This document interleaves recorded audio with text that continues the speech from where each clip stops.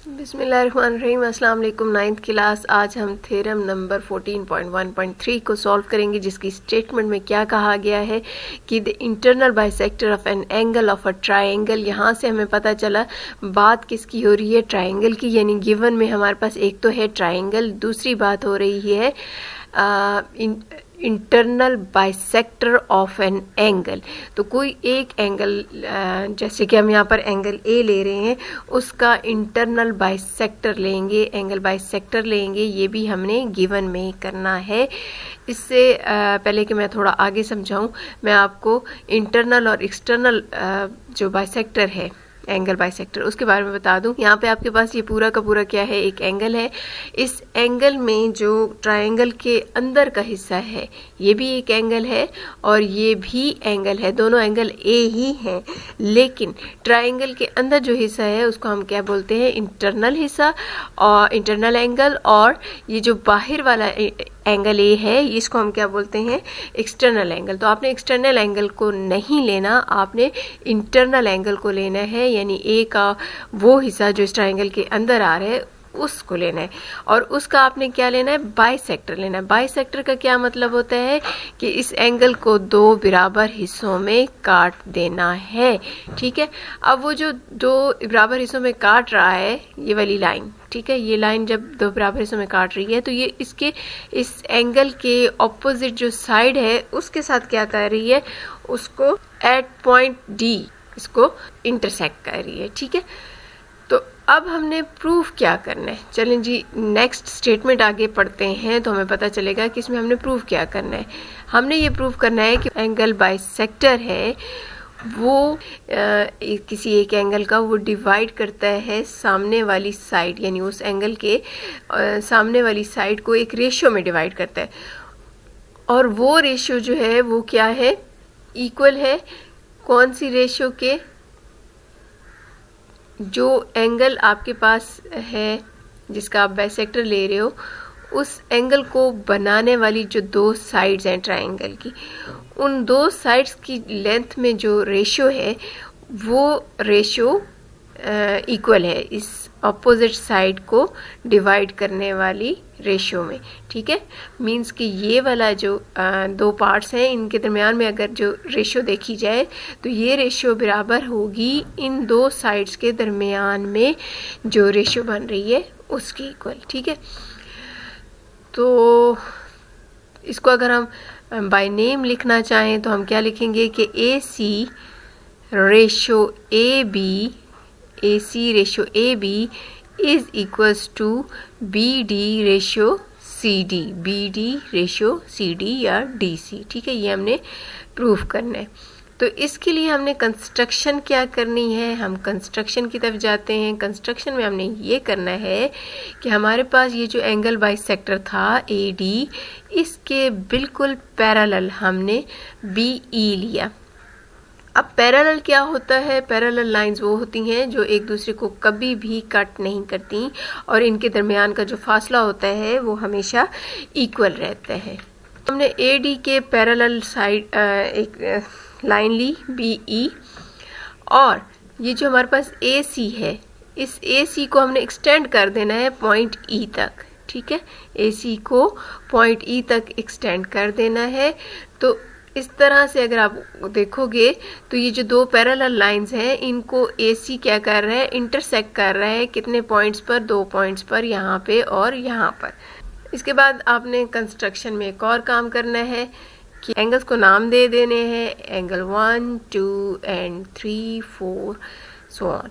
ठीक है, नाम दे दिए। अब हम चलते हैं प्रूफ की जानिब।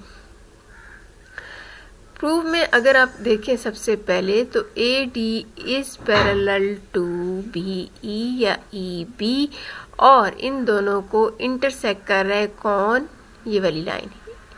कहाँ कहाँ पर, ई सी इनको इंटरसेक्ट कर रहा है पॉइंट ई और ए पर। ठीक है। तो अब जो पैरेलल लाइंस होती हैं उनको अगर कोई लाइन इंटरसेक्ट करती है तो वहाँ पे आप उनकी एक साइड पे जो एंगल बनाते हो वो एंगल हमेशा इक्वल होते हैं और इनको हम क्या बोलते हैं, कॉरेस्पॉन्डिंग एंगल्स।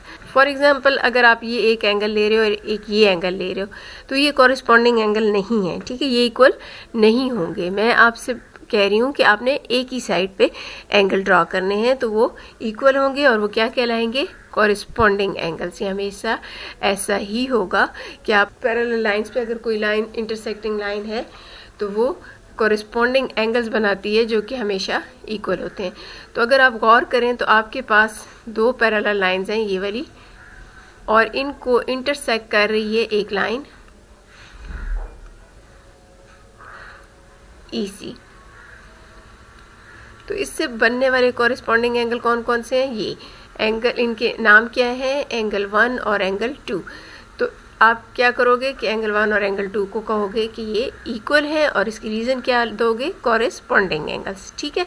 उसके बाद एक और थ्योरम भी आप लोग पढ़ चुके हो कि अगर दो पैरेलल लाइंस होती हैं और उन दो पैरेलल लाइंस को कोई लाइन इंटरसेक्ट करती है तो इसमें जो आमने सामने एंगल बनते हैं यानी ये वाले, ये भी हमेशा इक्वल होते हैं और इन एंगल को नाम क्या दिया गया है, अल्टरनेट एंगल्स। अल्टरनेट एंगल्स भी हमेशा इक्वल होते हैं। अब ये एंगल्स हमारे इस थ्योरम में कहाँ पे यूज़ हुए हैं, यहाँ से गौर से देखें अगर आप, तो ये देखिए आपके पास ये दो पैरेलल लाइंस हैं और इनको एक लाइन इंटरसेक्ट कर रही है ये वाली, ठीक है।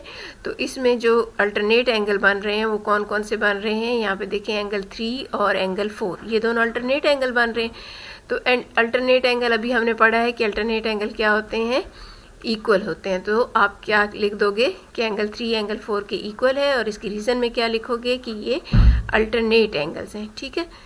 नेक्स्ट एक और चीज़ आपको शुरू में कहा था कि ये एंगल A है और एंगल A को यहाँ पर क्या किया जा रहा है, बाइसेक्ट किया जा रहा है। मीन्स कि ये वाला टुकड़ा और ये वाला टुकड़ा क्या है, इक्वल है, ठीक है। मीन्स के एंगल 1 और एंगल 2 एंगल 3 क्या है, इक्वल है। क्यों, क्योंकि ये एंगल A के बाइसेक्टर्स हैं, ठीक है। मतलब बाइसेक्टर होने के बाद एंगल A को बाइसेक्ट करने के बाद दो एंगल बने हैं जो कि दोनों इक्वल हैं, ठीक है। ये हमें गिवन में ही बताया गया था, स्टेटमेंट में कहा गया था, एंगल बाइसेक्टर का जिक्र किया गया था, इस वजह से ये दोनों भी इक्वल हुए।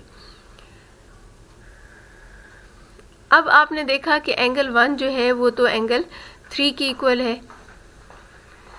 तो ये जो ऊपर आपने अभी प्रूफ किया था कि एंगल 3 एंगल 4 की इक्वल है, तो इस एंगल 3 की जगह आप एंगल 4 लिख सकते हैं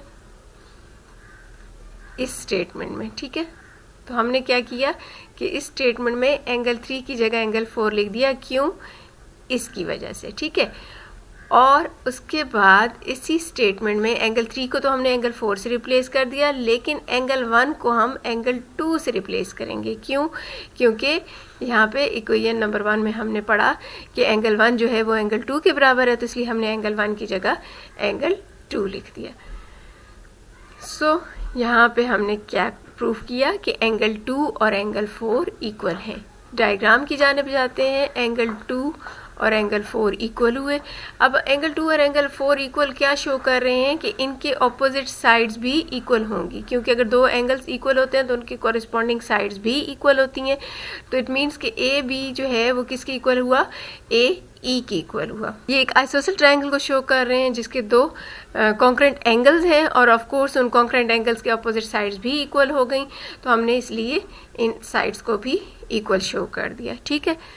अब हम जाते हैं थ्योरम नंबर 14.1 1.1 में आपने क्या पढ़ा था कि अगर आपके पास ट्रायंगल है जिसको मैं नाम दे रही हूँ CEB, इस ट्रायंगल में अगर आप कोई एक ऐसी लाइन लेते हो जो इसकी एक साइड के पैरेलल है, इस ट्रायंगल की एक साइड के पैरेलल है और बाकी दोनों साइड्स को, कौन सी दो साइड्स को, EC और BC को इंटरसेक्ट कर रही है और इंटरसेक्टिंग पॉइंट्स के नाम मैं दे रही हूँ AD, ठीक है।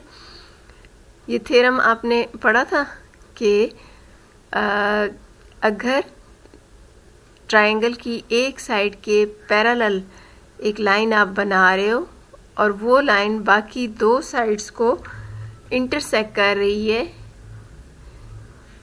दो पॉइंट्स पर, तो उसमें फिर क्या रिलेशन आपने प्रूफ किया था कि ये जिस रेशियो में चेंज करता है दोनों साइड्स को, जिस रेशियो में चेंज करता है वो रेशियो क्या है, दोनों साइड्स की इक्वल होती है। यानी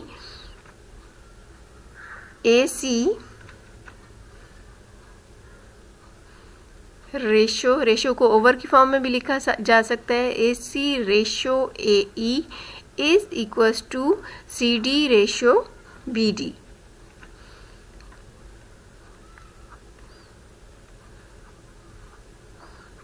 ये आपने उस थ्योरम में पढ़ा था,